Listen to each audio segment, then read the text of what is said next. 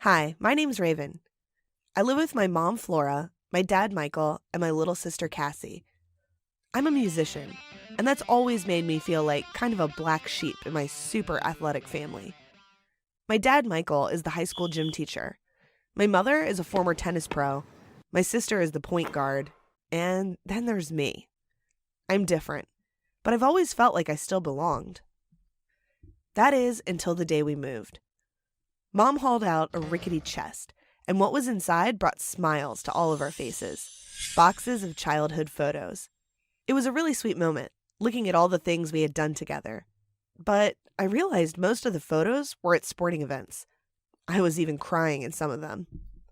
What was in the bottom of the chest took my breath away. My birth certificate. But something was off. Aaron was written in one of the rows, a name I'd never heard.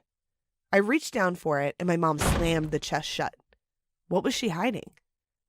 Later that night, when everyone was asleep, I tiptoed up the staircase into the attic. Every step up the stairs, I felt like I was doing something wrong. My parents loved me. They would never hide anything from me. I tried to talk myself out of opening the chest. Finally, I opened the lid. When I found Aaron on the birth certificate, my whole world came crashing down. It felt like my head was spinning. Aaron Layton was listed as my father, but my dad's name wasn't Aaron. My last name wasn't even Layton. The man I thought was my father wasn't. A light flicked on behind me, and my parents stood in the doorway of the attic. Tears were welling in my mother's eyes. "We were going to tell you," she said. The man who raised me put his arms out to hug me, but I shoved him away. I snapped. "You're not my father. Don't touch me." Tears streamed down his face, tears I had never seen before. But I felt such betrayal, such a rage burning in me that I couldn't have cared less. It's no wonder I'm not like you guys. I'm not even his. My mom tried to tell me I was no different than Cassie, that I was their daughter regardless of my blood, but I couldn't bear to listen.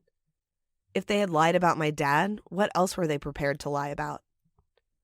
I blew past them and slammed the door to my bedroom, locking it. I pulled up my laptop and typed a name into social media. Aaron Layton. He looked exactly like me. And best of all, he was a musician like me.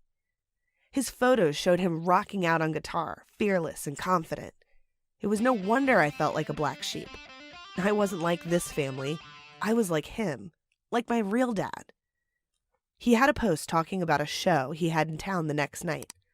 The idea of finally meeting him is what lulled me to sleep. The next day, I couldn't look at my mom, or my dad, when I came down later for lunch. Had my mom cheated on my dad with my biological father? Did they know about each other?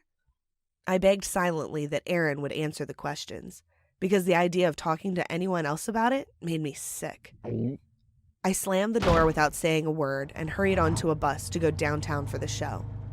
I daydreamed the entire way about meeting my dad. Had he missed me?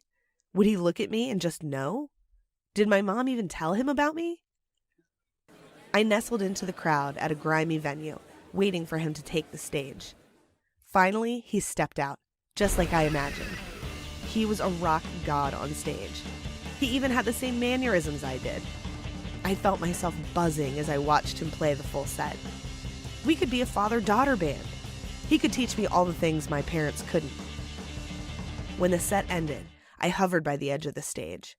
He finally made eye contact with me, and I didn't know what to do. I fumbled for my birth certificate in my pocket and handed it to him, shaking.